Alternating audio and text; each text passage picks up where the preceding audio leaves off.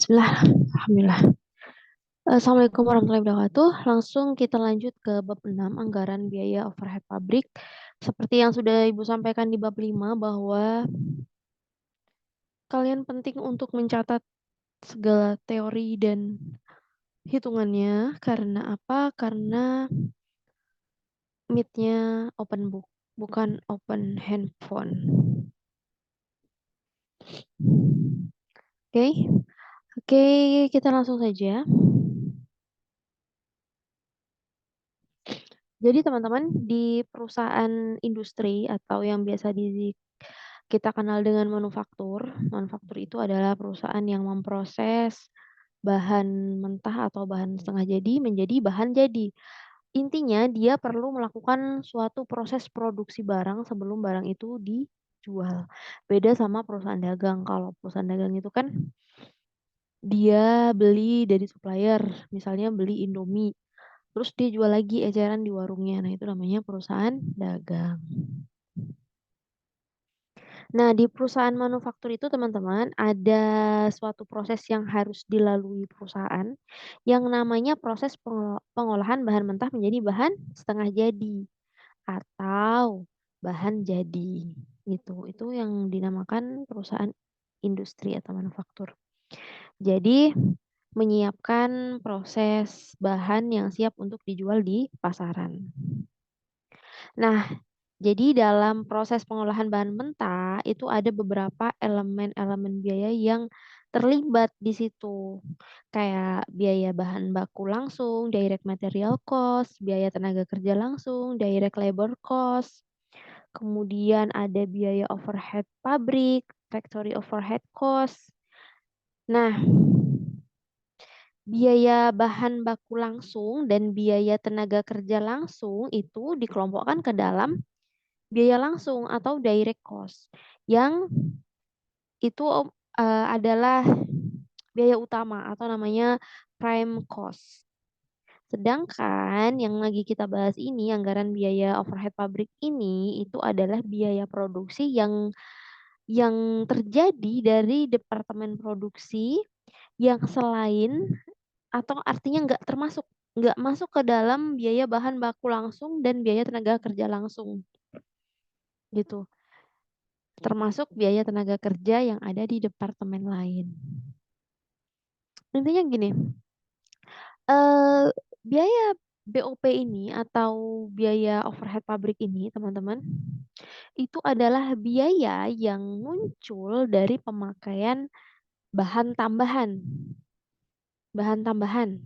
Kemudian biaya tenaga kerja tidak langsung. Kemudian tenaga pengawasan. Ada lagi biaya pajak, biaya asuransi kalau ada, sampai ke fasilitas tambahan lain yang diperlukan dalam proses produksi barang tersebut di perusahaan. Nah, BOP ini itu tuh taksiran biaya, lagi-lagi taksiran ya karena kita budgeting kan. Taksiran biaya yang muncul dari pemakaian bahan tambahan, taksiran biaya tenaga kerja nggak langsung, biaya kerja tidak langsung, taksiran tenaga pengawasan yang tadi Ibu sebutin, taksiran biaya pajak, taksiran biaya asuransi, sampai ke taksiran fasilitas yang apa namanya fasilitas tambahan yang diperlukan dalam proses produksi di periode yang akan datang gitu. Nah, biaya overhead pabrik ini atau kita sebut BOP ini jadi ada penggolongannya lagi. Kalau menurut sifatnya itu terbagi menjadi 6 menurut sifatnya. Yang pertama, biaya bahan penolong. Jadi dia nih biaya bahan yang nggak jadi bagian dari hasil produksi. Atau kalaupun bahan tadi itu masuk pada bahan baku, itu nilainya kecil, relatif kecil dibanding sama harga pokok produk secara keseluruhan. gitu. Nah, yang kedua adalah biaya tenaga kerja tidak langsung. Jadi, BTKL ini, BTKL, biaya tenaga kerja tak langsung, ini upahnya nggak bisa diperhitungkan secara langsung kepada produk, gitu. Nggak bisa dibebankan langsung ke produknya. Nggak bisa dijadikan acuan, "Oh, modal produk ini berapa?" gitu, nggak bisa gitu. Contohnya kayak tunjangan kesejahteraan, tunjangan tunjangan lain lah ya yang dikeluarkan perusahaan untuk tenaga kerja tidak langsung. Nah, tenaga kerja tidak langsung ini siapa aja sih? Ya mereka yang nggak terlibat langsung dalam proses produksi, contohnya karyawan yang kerja dalam departemen pembantu, kayak biaya departemen-departemen pembangkit listrik, biaya bengkel, dan biaya departemen gedung. Terus karyawan tertentu yang kerjanya itu di departemen produksi, kayak biaya kepala departemen produksi, biaya biaya karyawan administrasi pabrik, dan pa siapa namanya, mandor, biaya mandor. Nah, yang ketiga, kan ada 6 tadi, yang ketiga adalah biaya reparasi atau pemeliharaan. Jadi biaya ini tuh dikeluarkan perusahaan untuk keperluan reparasi, namanya juga biaya reparasi. Untuk keperluan perbaikan atau pemeliharaan. Pemeliharaan apa? Ya mesin produksi, kendaraan, alat-alat perusahaan.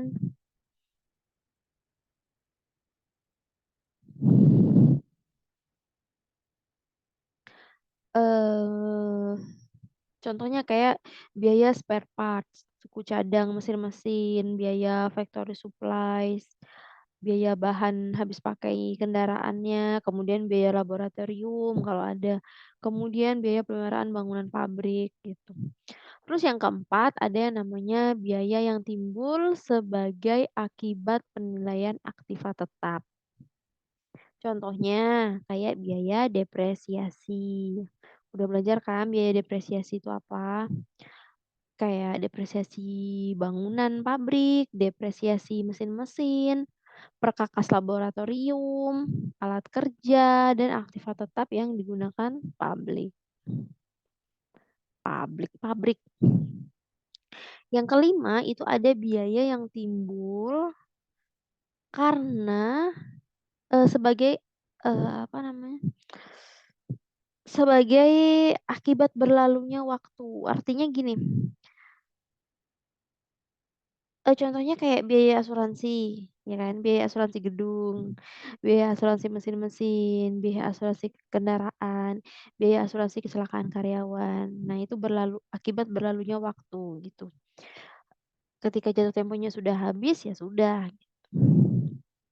Kemudian yang keenam, ada biaya yang timbul karena penggunaan jasa pihak lain. Nah, biaya ini tuh teman-teman biasanya yang berhubungan sama ini, kelancaran proses produksi kayak biaya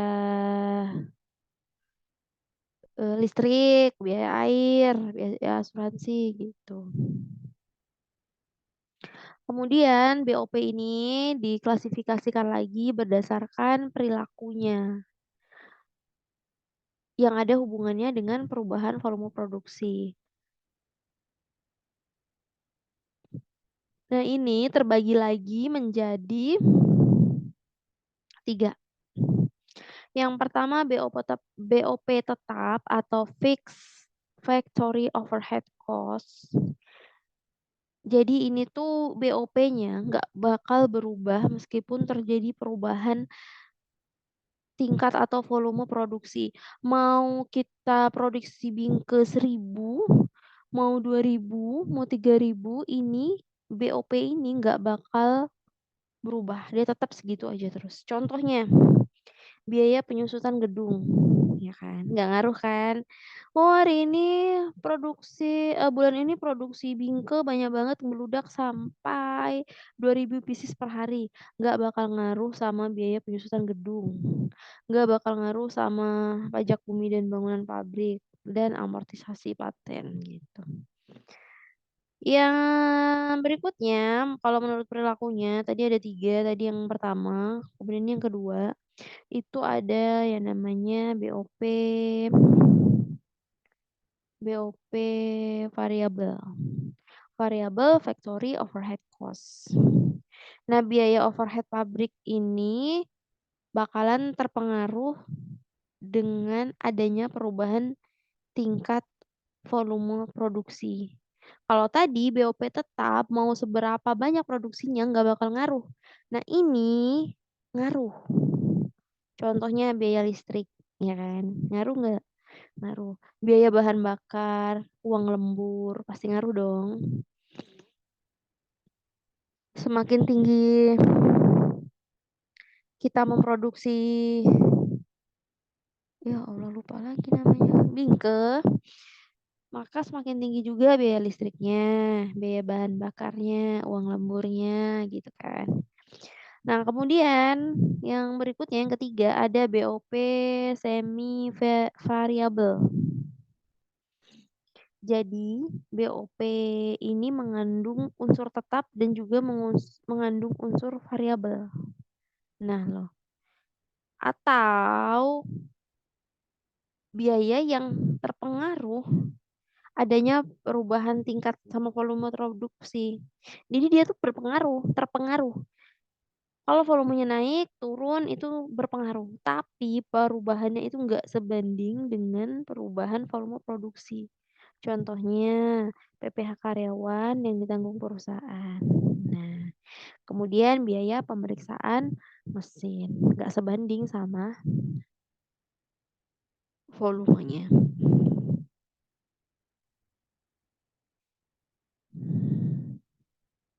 Ini udah dirinciin nih. Ya Allah, ini tinggal kalian miringkan aja ya. Lupa ibu miringkan nih.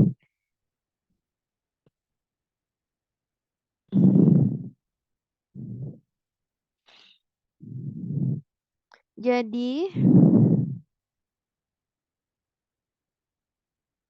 fix, variabel, semi variabel. Nah, ini dasar pertimbangannya adalah kebijakan menganggarkan. Nah, pelaksanaan penganggaran ini tetap terletak pada bagian masing-masing. Namun, cara penganggarannya itu tunduk sama peraturan perusahaannya gitu.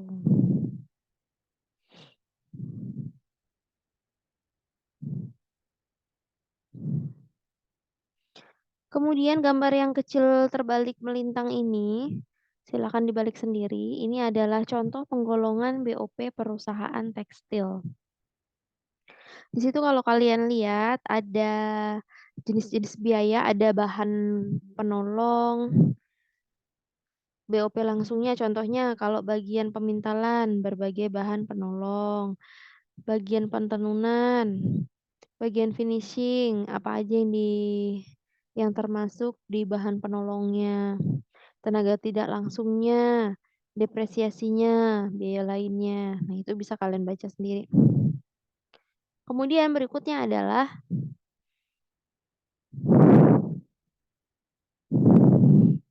sebelum kita ke simulasi, Ibu mau ngasih tahu ada 3 metode penentuan tarif biaya overhead pabrik atau BOP.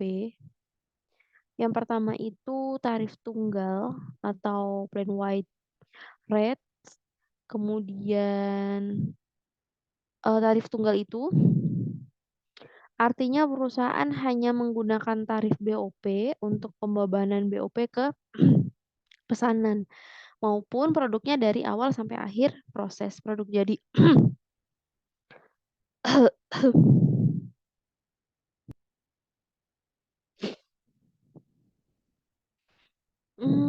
Kemudian ada yang namanya tarif departementalisasi, department rates. Jadi itu adalah metode di mana perusahaan itu menetapkan tarif BOP-nya. Jadi tarif BOP-nya itu ditetapkan untuk setiap departemen produksi yang ada di perusahaannya. Nah, jumlah tarif BOP-nya itu tergantung dari departemen produksi yang ada di perusahaannya. Ada juga metode penentuan tarif biaya itu berdasarkan tarif setiap aktivitas atau activity rate. Jadi perusahaan menetapkan tarif BOP untuk setiap aktivitas yang terjadi dalam pembuatan produknya. Nah, cara ini biasanya dikenal dengan Activity Based Costing atau ABC gitu. Jadi ini adalah metode yang mengalokasikan biaya ke transaksi dari aktivitas yang dilaksanakan. Nah, nanti kemudian mengalokasikan biayanya tadi secara tepat ke produk sesuai pemakaian aktivitas setiap produk, gitu.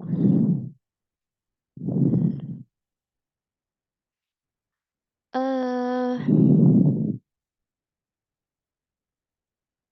Berikutnya adalah kita bahas tahapan-tahapan apa aja bagaimana sih tahapan-tahapan untuk menghitung tarif biaya overhead pabrik atau BOP?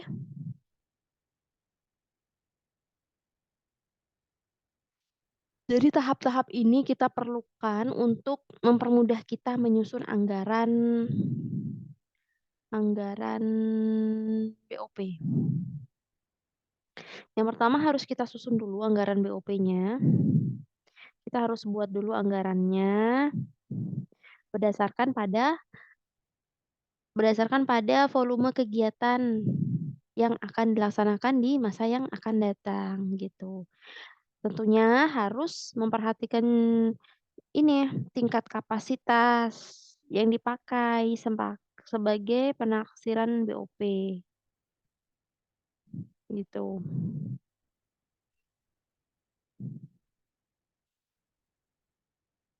Kemudian kita lihat di sini ada simulasi anggaran biaya overhead pabrik, data kapasitas suatu perusahaan, bisa teman-teman lihat di situ.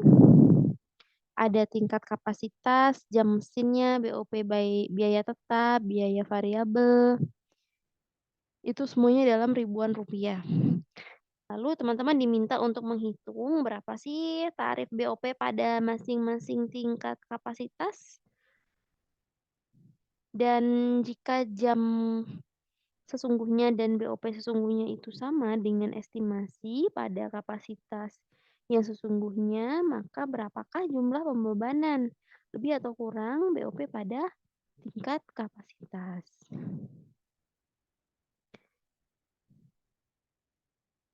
Nah, ini untuk perhitungannya.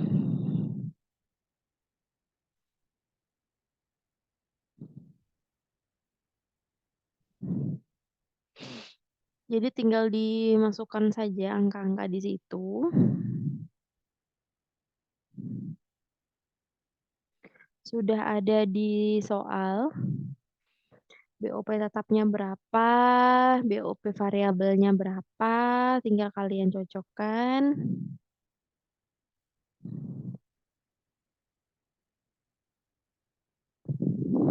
Lalu diisi BOP totalnya, maka BOP totalnya adalah BOP tetap ditambah BOP variabel. Kemudian jam mesinnya 80.000. Itu juga sudah ada di soal. Ini udah dapat dari soal. Kemudian kita hitung tarif BOP tetap. Rumusnya adalah BOP tetap dibagi sama jam mesinnya, dapatlah ini. Kemudian tarif BOP variabel didapat dari BOP variabel dibagi sama jam istirahat. Nah, total BOP-nya tinggal ditambahin aja, gitu.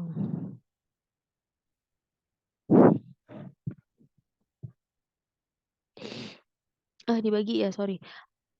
Total BOP total dibagi sama jam mesin.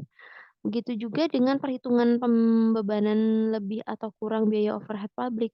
Ini tinggal kalian masukkan saja angkanya dikali-kali, ada gampang banget lah. Kayak gini nggak usah diajarin ya, tinggal kalian cek, ini dapatnya dari mana, dapatnya dari mana, dah finish. gitu. BOP sesungguhnya sudah didapat, kemudian BOP dibebankannya didapat dari 8.805,45, itu didapat dari tarif BOP total dikali sama, jam mesin, ini juga dan seterusnya. Berikutnya ada estimasi BOP. Tarif BOP persatuan itu didapat dari estimasi BOP dibagi sama estimasi unit produksi. Nah, kalau estimasi BOP selama tahun anggaran adalah sebesar 24 juta dan taksiran jumlah produk yang dihasilkan pada tahun anggaran adalah 8.000, maka tarif BOP per satuan produk adalah gampang, tinggal 24 juta dibagi 8.000 sama dapatlah dia 3.000 produk nih, tinggal dimasukin aja ke rumusnya. Tapi kalau ternyata unit yang didapatkan itu diselesaikan dianggarkan sebanyak 7.900 unit, maka anggaran biaya overhead pabrik yang dibebankan adalah tinggal ini 7.900 unit dikali sama 3.000 unit. Dapatlah dia 23.700.000. Simulasi berikutnya ini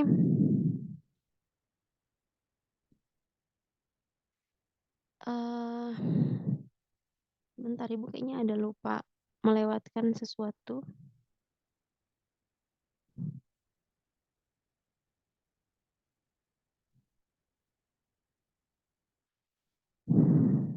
Mmm, oh ya ini, sudah didapat. Ini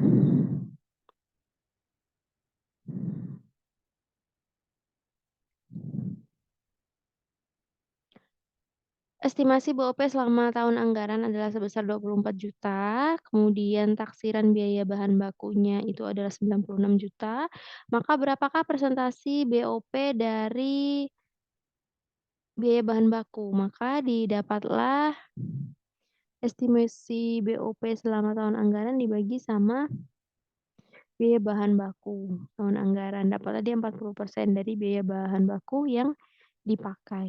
Nah, kalau biaya bahan baku suatu pesanan itu udah dianggarkan sebelumnya sebesar 105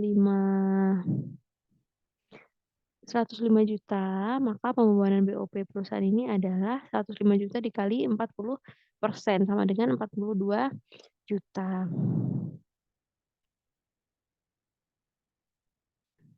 Jadi semakin besar biaya bahan baku yang dikeluarkan untuk mengolah produk, maka logikanya maka semakin besar juga kan BOP yang dibebankan kepada produk.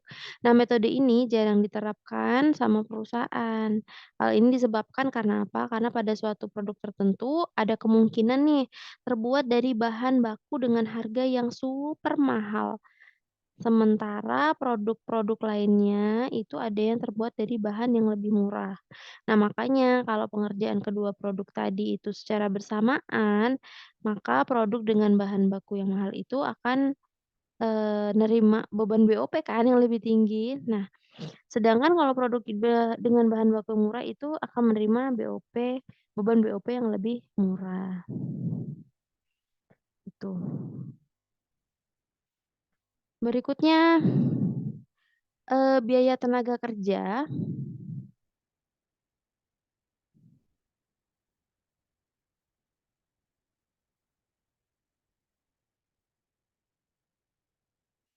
Untuk yang ini, untuk yang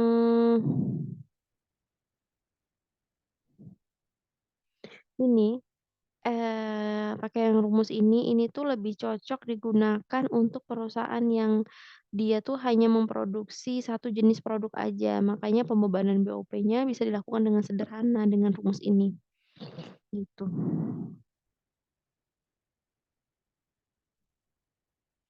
Nah, kemudian kalau BOP-nya itu yang dominan, artinya bahan baku atau katakanlah cukup bervariasi ya, tapi perusahaan punya keinginan untuk menggunakan pembebanan BOP-nya dengan bahan baku, maka pakai rumus yang ini, gitu.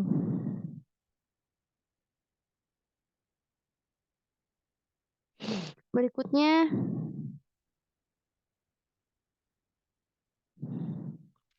biaya tenaga kerja. Kalau sebagian besar elemen BOP di perusahaan itu punya hubungan yang erat dengan jumlah upah tenaga kerja langsung, maka dasar pembebanan BOP dari perusahaan tadi itu dapat menggunakan pembebanan BOP dengan biaya tenaga kerja langsung. Nah, pembebanan BOP tenaga kerja langsung itu dapat digunakan rumus yang ini, estimasi BOP dibagi estimasi biaya tenaga kerja langsung dikali 100% BOP dari biaya tenaga kerja langsung. Cara ngitungnya, rumusnya dulu nih. Rumus. Simulasi. Jadi estimasi BOP selama tahun anggaran itu sebesar 24 juta. Yang ini. Eh dan taksiran anggaran biaya tenaga kerja langsung selama 2 tahun itu 72 juta. Maka persentase tarif BOP dari biaya tenaga kerja langsung adalah sebesar 24 juta dibagi 72 juta dikali 100%. Dapatnya 30% dari biaya tenaga kerja langsung. Nah, kalau ternyata biaya tenaga kerja langsung untuk suatu pesanan produk itu adalah sebesar 80 juta, maka biaya overhead pabrik yang dibebankan untuk satu pesanan produk tersebut adalah ini, 90 juta dikali sama 30%, dapatnya 27 juta.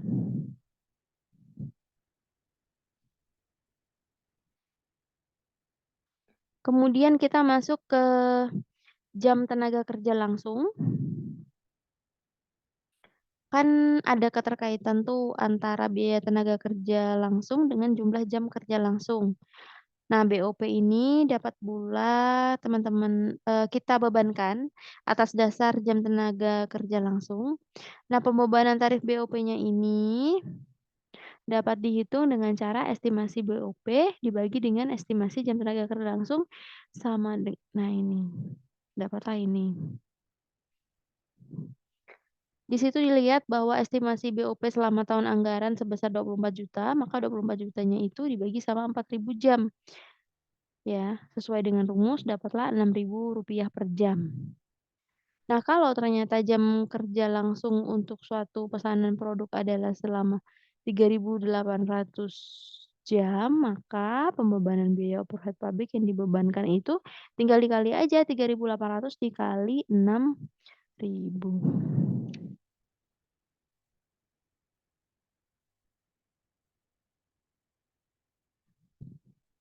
Dapatlah 22.800.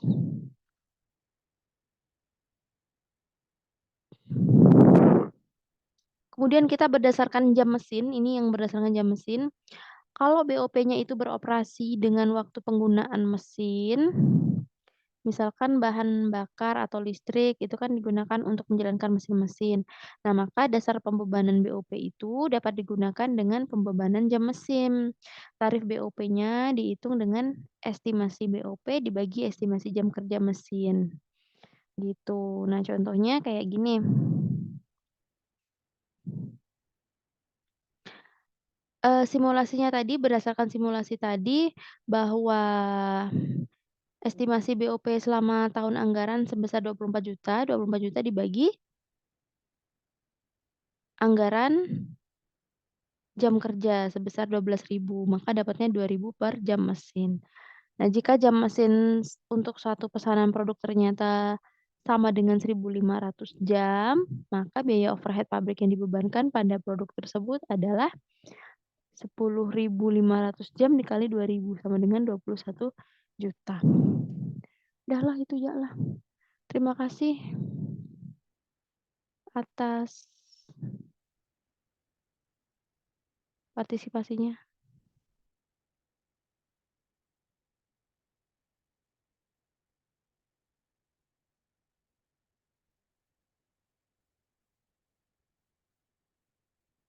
Ini nggak share screen ya? Tapi gampang kok, itu tinggal tambah-tambah kali aja, seriusan kalian tinggal Ngelihat aja PowerPoint-nya ya, nggak ada yang rumus gimana-gimana kok, insya Allah gampang banget, ternyata nggak share screen dari tadi, astagfirullah. Oke, terima kasih, assalamualaikum warahmatullahi wabarakatuh, bye.